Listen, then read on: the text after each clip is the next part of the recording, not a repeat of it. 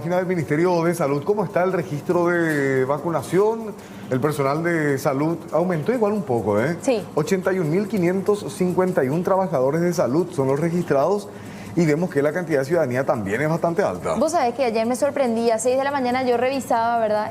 Cuando ustedes estaban mostrando también acá, en primer reporte, yo decía, wow, ¿verdad? Como lo que es 100.000 personas para las 6 de la mañana. 112.000 creo que estaba ayer, ¿no? Y sí, por ahí o más.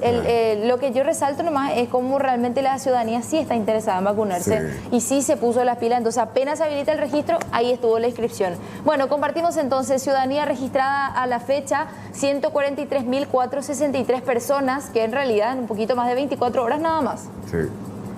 Vemos también el registro de vacunados, ¿sí? Vamos a darle una miradita a ver qué tanto se ha avanzado en la cantidad de personas vacunadas. Bueno, esto nos está actualizando desde el domingo, Carolina, ¿verdad? Pero cuando... A ver, ahí subió. Sí, 550.905 personas, pero si uno va a la página del ministerio... La última actualización dice el 12 dio. Sí, no, pero lo que pasa es que está este pues es el registro con nombre, apellido, hospital, etcétera. Este pues es lo que tienen que cargar y por lo visto no están cargando. Pero si uno entra a la página del Ministerio de Salud, a la página principal... Ya. La página del Ministerio, ahí está, fíjate, vacunados 57.485. Si te fijas, son 7.000 más que en el registro con planilla, digamos, ¿verdad? Este ya es, por lo visto acaban cargando y actualizando los números y en el otro después tienen que actualizar con los datos del paciente. Ok. Bueno, más de 57.485 personas vacunadas entonces hasta ahora contra el COVID-19, algunos de ellos ya incluso recibiendo la segunda dosis. El otro día hacíamos el cálculo, 180 y ¿cuánto vacunas teníamos? 186.000. Sí, 184.000. Y si uno divide rápidamente, ¿cuánto es? ¿Cuántos ciudadanos en total tienen que estar vacunados? 92.000. Me mataste, che. Yo soy malísima en números. Sí, 92.000. O sea, que estamos lejitos todavía de esa marca. De usar todas las que hay, ¿verdad? Y sí, porque eso es lo importante a fin de cuentas. Sí, y vamos a ver entonces la forma de conversar con las autoridades y ver cuándo podrían llegar más vacunas para seguir inmunizando a la gente, porque la gente lo que quiere es vacuna. Totalmente. También vamos a estar hablando enseguida del tema Puigdemont, ¿verdad? El tema Puigdemont medicamentos, porque ahí hay todo un tema. Todos los pasos que van a tener que hacer los interesados, y claro, esa gente puede estar desesperada por conseguir medicamentos para sus familiares y se va a someter, ¿verdad? Pero creo que no está de más que pidamos que esos medicamentos estén en los hospitales. Totalmente. Que es donde la gente requiere y donde la gente va a tener al alcance ahí.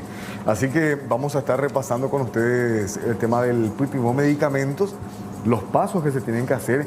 Hay que ir tomando fotografías, por lo cual uno va a tener que tener un celular con acceso a internet, va a tener que contar con un smartphone, ¿sí? Que pueda sacar fotos para poder enviar la fotografía y acceder a ese Puigdemont medicamentos. Puigdemont medicamentos que es limitado en el sentido que abarca 10 hospitales y abarca 30 medicamentos, ¿sí?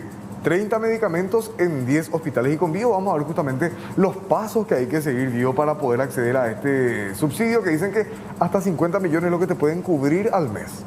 Sí, eso es lo que dice ayer, explicaba también el ministro de Salud. A mí no me quedó claro eso en realidad, si es 50 millones por mes o 50 millones en total por paciente. No me quedó claro, pero bueno, hoy me dicen que es 50 millones de guaraníes por mes. A ver, ¿cómo accedo al subsidio de medicamentos?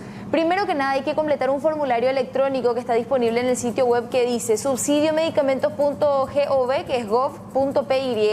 El segundo paso es solicitar el presupuesto en la farmacia donde se adquiere el medicamento. O sea, vos con tu receta te vas a la X farmacia que esté más cerca o la que vos conozcas, te dan el presupuesto, te tienen que dar los precios y tiene que ser todo muy nítido, se tiene que ver claramente el detalle, tanto el medicamento, precio, cantidad, etcétera.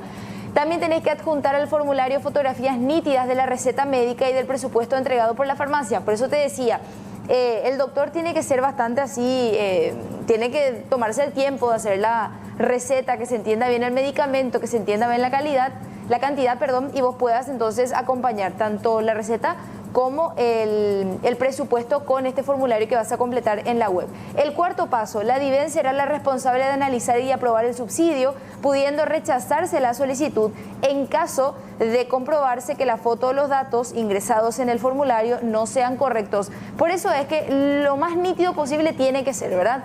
El paso 5, el familiar del paciente recibirá un mensaje de texto en el celular declarado en el formulario, confirmando la acreditación del subsidio en el caso que esto sea aprobado. Y por último, una vez recibido este mensaje, el familiar podrá pasar a retirar el medicamento, inmediatamente el medicamento de la farmacia presentando su cédula de identidad. O sea, no es que le dan la plata al familiar del paciente propiamente, sino que lo que le hacen es habilitar una especie de cuenta, supongo yo, en la farmacia, o una cuenta, ¿cómo decir? Sí, una cuenta personal, ¿verdad? Entonces uno va restando allí la cantidad de medicamentos y el precio. Ahora, el cuestionamiento nomás, Mariano, nuevamente es, ¿verdad?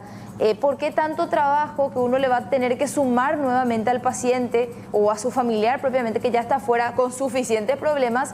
Y por otra parte, ¿por qué los medicamentos no están en la farmacia de los hospitales? Que a fin de cuentas es lo que uno necesita, tener a disposición ese medicamento que es un derecho básico a fin de cuentas. Entonces, así las cosas, este es el Putibó Medicamentos, subsidiomedicamentos.gov.py es el número, perdón, es la página que está habilitada entonces para solicitar este subsidio.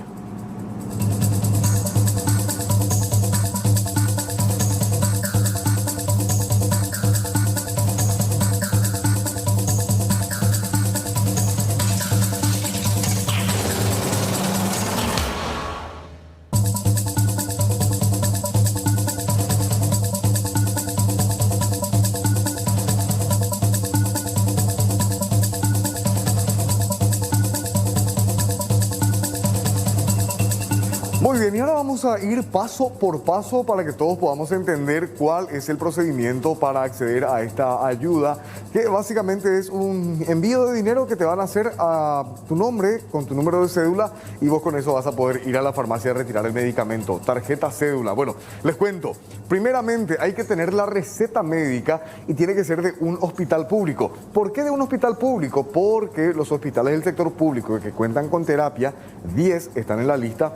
De ahí es que te tienen que hacer la receta para tu paciente y con eso uno va hasta la farmacia. En esa farmacia hay que solicitar el presupuesto. ¿Cuánto te va a costar esa medicación? Tener un presupuesto emitido por la farmacia donde se detalla el monto total a pagar, ¿sí? Posteriormente hay que completar el formulario electrónico disponible en esta página. Sí, esta es la dirección web donde hay que ingresar, que ya se habilitó desde las 0 horas. Subsidiomedicamentos.gov.py, así gov con B corta, Subsidio Medicamentos, una página bastante fácil. Vamos a ingresar ahora justamente a la página para que puedan ver ustedes. Vamos a ingresar desde una computadora, ustedes pueden ingresar ahí desde sus celulares también. Acá está, cuando uno ingresa a la página le dice esto: solicitud de medicamentos. Atención, los datos prohibidos por usted tienen carácter de declaración jurada, por lo que de existir indicios o pruebas de su falsedad, los antecedentes serán remitidos al Ministerio Público. Le damos comenzar y aquí es donde te va a ir pidiendo esta información que te damos, ¿verdad? Los datos del paciente. ¿Qué información del paciente se necesita? El número de cédula, la fecha de nacimiento y el grado de parentesco que existe entre la persona que hace la gestión para comprar el medicamento y el paciente, ¿sí? Si es el primo, el tío, mamá, papá, el hijo. Además, hay que también contar con la receta médica. La receta médica donde se detalle la cantidad de los medicamentos que uno va a solicitar, ¿sí? O sea, si es que en una receta le piden 3 o 4 medicamentos, todo tiene que estar bien nítido, bien legible. A eso le saca una fotografía. Además, el presupuesto de medicamentos. Ahí es donde está el punto que algunos cuestionan de que vas a tener que ir con tu farmacia, con tu receta hasta las farmacias para poder buscar el presupuesto, ¿sí? Entonces uno envía todo esto, o sea, tiene la fotografía, todos estos datos y ahí comienza. Le damos a empezar y ahí hay que meter ya los datos del paciente internado, como les decíamos, número de cédula, fecha de nacimiento. Al darle siguiente ya le va a pedir el grado de parentesco y luego me hubiese gustado llegar a la parte de la imagen, pero no lo vamos a poder hacer porque o cargamos igual un número de cédula, Caro, para probar. ¿Tenés? Ok, vamos a hacer con tu número de cédula, Carolina, ¿te parece? Ahí Carolina, entonces, nuestra compañera de producción, nada más para llegar a la parte de la fotografía, porque eso es lo que me parece muy importante que se pueda entender, porque a algunos seguramente les va a costar. Ah, bueno, acá está.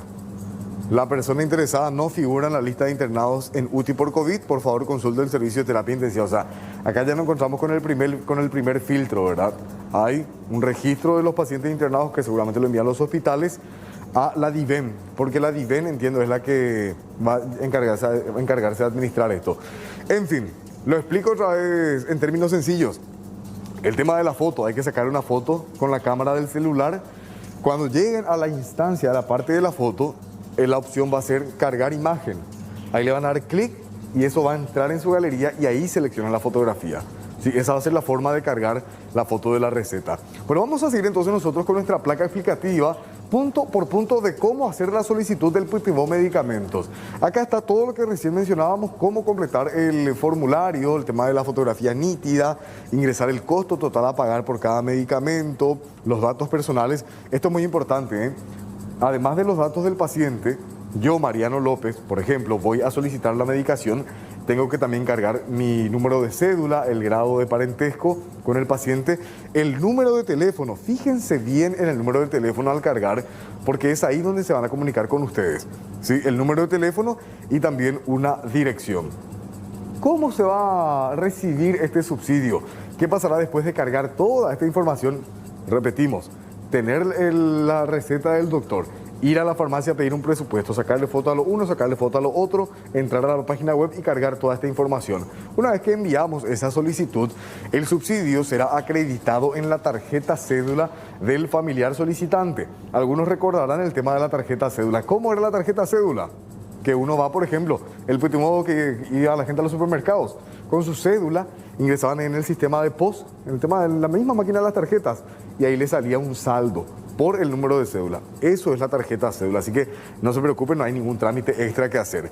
Una vez recibida la acreditación, hay 8 días hábiles para presentar todos los documentos requeridos para la rendición de cuentas. De esta forma va a funcionar el Pipimo Medicamentos. A partir de hoy está habilitado. Y más adelante vamos a compartir con ustedes la lista de hospitales, porque eso es muy importante. Son solamente 10 los hospitales donde esos pacientes tienen que estar internados, tienen que estar en terapia intensiva para poder acceder a esta ayuda del gobierno.